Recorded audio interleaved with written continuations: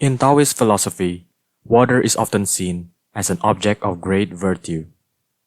Water is gentle, and yet it can overcome the hardest of substances, like rocks. Water doesn't strive to become anything, and yet it arrives safely at the destination. Simply by observing water, we can learn how to be in flow with nature.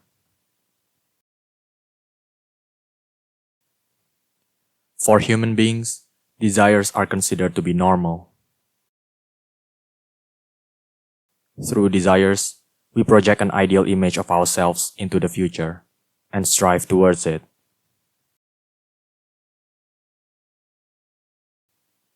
Without some desires or goals, we are often deemed by society as lazy or irresponsible. But this ideal image is merely an illusion created by the society, which includes our parents, teachers, and so on. So, why is it an illusion? Well, first, this image is only created in our head, and everything that goes on in our mind is ultimately out of sync with reality.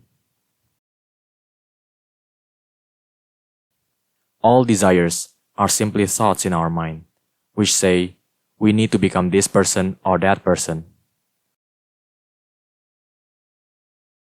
Or we need to have this or that in order to be happy.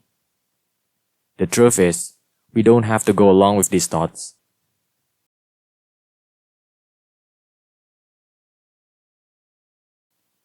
Secondly, the idea that attaining these desires will create our happiness is not only misleading, but also creating unnecessary suffering. Many of our desires, most of the time, are imposed by the expectations of other people, not what we genuinely want for ourselves. Many of us were heavily conditioned from early childhood to think that we need money in order to be happy, and therefore work ourselves to the ground in pursuit of it.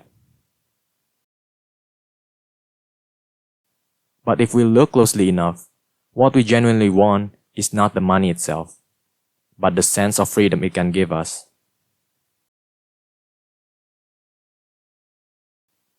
The funny thing is, this sense of freedom is always attainable right here, right now, without having to own any material things. So, in a sense, superficial desires are leading us astray from our authentic values, and pursuing them is actually making us even more miserable. Taoism says, in order to be truly happy, we need to be more like water, and learn how to be content with our present lot. Water is desireless. It doesn't think what it needs to do or who it needs to become in order to be happy. It accepts its own nature and just goes on flowing and flowing in full freedom. Notice how water behaves. Put it into a cup, and it changes into a cup. Put it into a bottle, and it then changes into a bottle. Water is flexible and moves flowingly with whatever situation it's in, never in resistance towards anything. To water, the reality is God, and it surrenders and bows down to it without fight.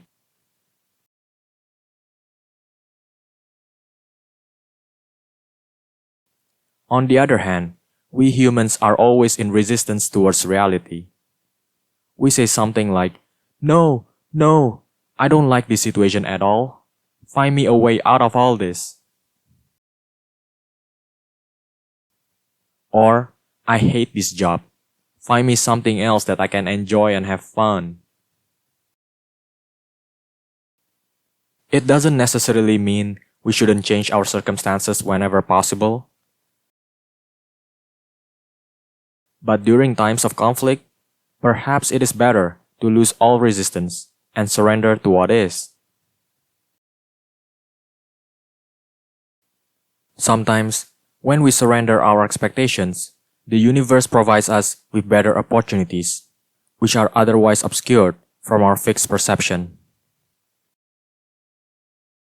Sometimes we have already received many things right now for which we can be grateful, but fail to acknowledge due to our convictions that we are always lacking something.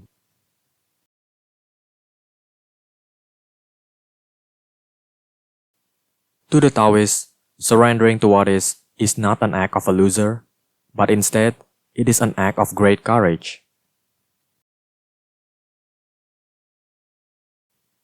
Surrendering means losing our personal sense of what needs to be done and what needs to happen in order to be happy.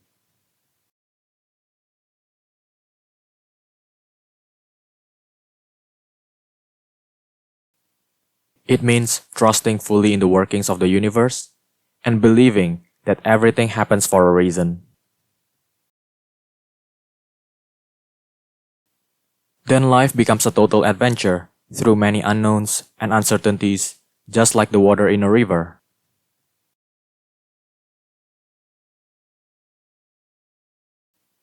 It just goes on flowing and flowing without having any worries where it will end up. Anyway, the destination doesn't matter all that much.